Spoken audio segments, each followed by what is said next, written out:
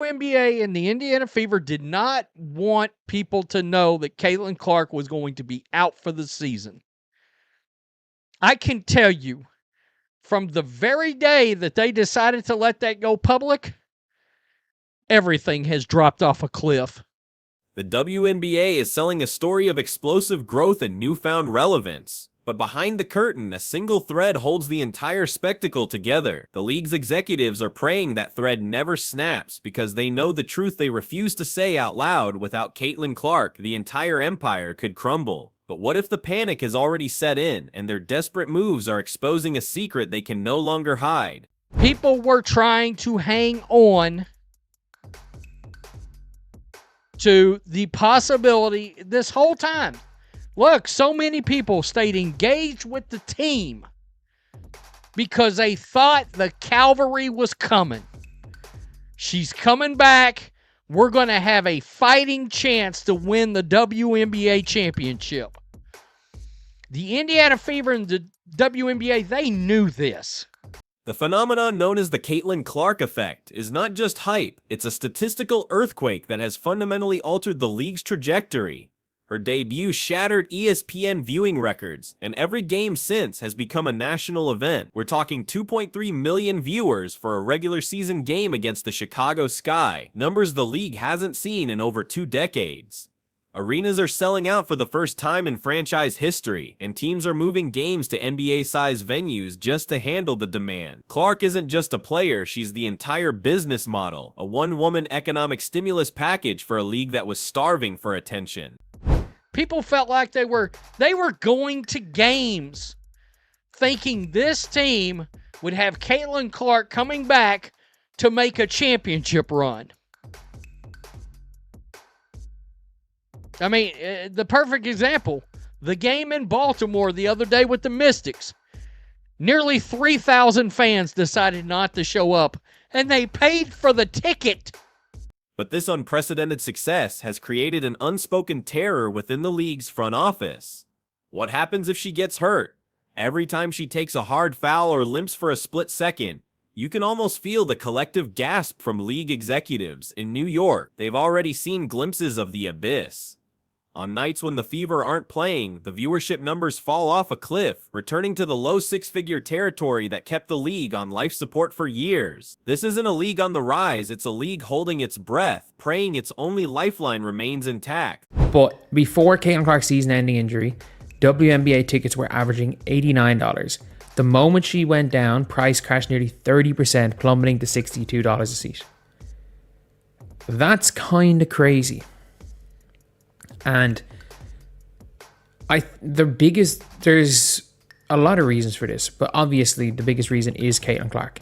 Caitlin Clark literally being out, and again, she's only on one team, but a very big chunk of the total attendance in WNBA is from the Indiana Fever. And that brings us to the Atlanta situation. On the surface, moving the Indiana Fever game to the massive State Farm Arena looks like a victory lap for a booming league, but insiders see it for what it really is, a desperate gambit. It's not problem solving, it's panic dialing. The league is frantically trying to cash in on every single game Clark plays, squeezing every last dollar from her presence because they are terrified of a future without her. It's not a celebration of growth, it's a panicked insurance policy against the day their golden goose stops laying eggs. Moving arenas. So yeah, a lot of teams, whether it be the Lynx opening the Upper Bowl, whether it be the Wings, the Dream, the Sky, all of these teams moving games. All of these teams are moving games for the Indiana Fever, regardless of who it is. They all have to sell those seats. And a lot of people don't want to go, and it's super cheap. Like, it's a lot easier to fill a 10,000 seat arena without Caitlin Clark than to fill 20,000. So you're going to have to find a way to do it anyway, which is what a lot of people are going to be doing, trying to sell tickets. The seats for the playoffs, I would say the Indiana Fever playoff seats would have been, honestly, like nearly $1,000 in. I actually think had Caitlin Clark been playing, it would be nearly $1,000 into this game. This panic is being driven by broadcast partners who hold all the power. Networks like ESPN didn't suddenly fall in love with women's basketball. They fell in love with Caitlin Clark's ratings. Primetime slots, pre-game shows, and national coverage are all contingent on her being on the court. If she were to miss an extended period, the WNBA wouldn't just lose a star, they'd lose their primetime relevance overnight, sent back to airing on niche channels at 10 p.m. on a Tuesday. The entire media infrastructure they've celebrated is built around her, and without her, it vanishes. What's worse is the media's willing complicity in this fragile narrative. ESPN and other outlets aren't just reporting on the Clark phenomenon, they are actively manufacturing it. They've become the marketing arm of a one-player league. Every broadcast is a Clark-centric spectacle, with highlight packages, dedicated analysts, and sideline reports focused overwhelmingly on her. Other MVP-caliber players are treated like footnotes in their own games. It's a self-fulfilling prophecy. The media tells the public only Clark matters, so the public only tunes in for Clark, reinforcing the media's decision. They are partners in building this house of cards, and they know it. The ticket market tells the most brutal and honest truth of all. When the Fever come to town, resale prices soar into the hundreds, rivaling major men's sporting events. But for a matchup between two other teams, even those with decorated stars, you can find seats for less than the price of a stadium beer. This isn't a fan base that's been converted to the WNBA product. It's a fan base exclusively following a single superstar. Fans are not buying into the league, they are buying into Clark. The empty seats in non-Fever games are a silent, damning verdict on the league's actual appeal. Meanwhile, the league's PR machine is working overtime to spin a different story. They'll trot out charts about year-over-year growth and record-breaking averages, chest-thumping about their success. What they conveniently omit is the gigantic asterisk next to every statistic featuring Caitlin Clark. They won't show you a split screen of the numbers. On one side, a Fever game pulling 2 million viewers. On the other, a game between two other top teams struggling to attract 150,000. It's a carefully constructed illusion, a shell game designed to hide the fact that the league's growth is a one-woman show. If you want to see the truth beyond the doctored numbers, just look at the arenas. A Caitlin Clark game is an event. The energy is electric, the seats are full, and every play feels monumental.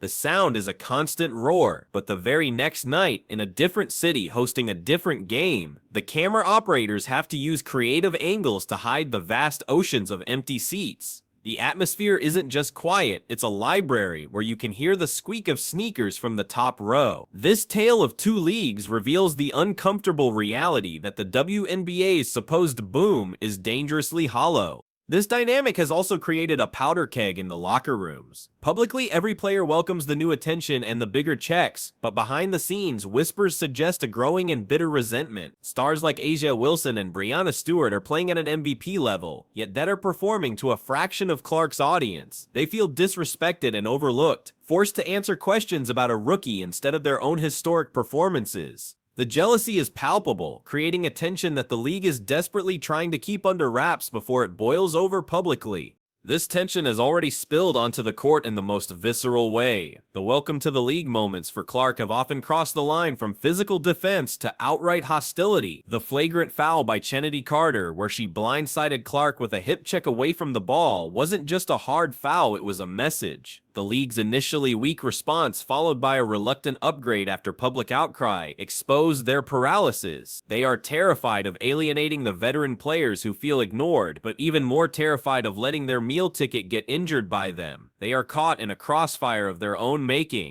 In the midst of this chaos, the league has desperately tried to manufacture a co-star, a rival to share the burden of the spotlight, Angel Reese. The Clark-Reese dynamic from college was a ratings goldmine, and the WNBA is trying to recreate that magic, but it's not working the same way. Reese's on-court struggles and off-court drama haven't translated into the same must-see TV effect. While she commands attention, it's clear the audience is primarily there for Clark. The league wanted a Batman and Joker rivalry, but it's becoming increasingly obvious that fans are only paying to see Batman. Let's not forget, the WNBA has been in this desert before. For nearly 30 years, the league has searched for a transcendent star who could break into the mainstream, and for 30 years, they failed to find someone with Clark's gravitational pull. They finally found their unicorn, but they never built a sustainable stable around her. She wasn't supposed to be part of the league's growth plan. She became the entire foundation overnight, and now they're realizing that foundation was built on sand. The evidence of this single point of failure system is everywhere, especially in the merchandise sales. Clark's Shein 22 Indiana Fever jersey became the top-selling jersey for any draft pick in any sport ever for the retailer Fanatics. It sold out within an hour of her being drafted. Meanwhile, you can walk into arenas for other teams and see jerseys of league MVPs readily available in all sizes. The money, just like the eyeballs, is flowing to one place and one place only. It is the clearest sign that this is not a league-wide boom, but a Clark-specific gold rush. The entire modern WNBA is a house of cards balanced precariously on a single ace. The multi-million-dollar TV deals, the serious talk of expansion franchises, the new corporate sponsorship agreements. It's all predicated on the assumption that Caitlin Clark will be healthy and on the court, drawing millions of eyes. But one bad step, one significant injury, or one major controversy is all it would take for the whole delicate structure to come crashing down, and the league has absolutely no plan B.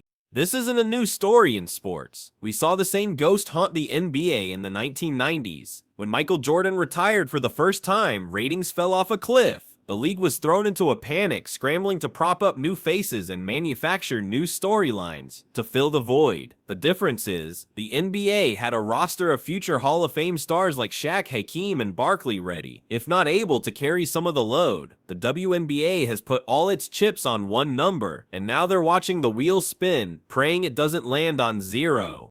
In the end, the WNBA isn't celebrating a new era of prosperity. It's surviving inside a temporary, fragile bubble created by one phenomenal talent. They sold their soul for a taste of mainstream attention, and now they find themselves completely and utterly dependent on their rookie savior. The real question isn't whether the league can continue its growth, but how long it can maintain this illusion before the bubble bursts and everyone is forced to see what was really there all along, a niche league propped up by a single generational star.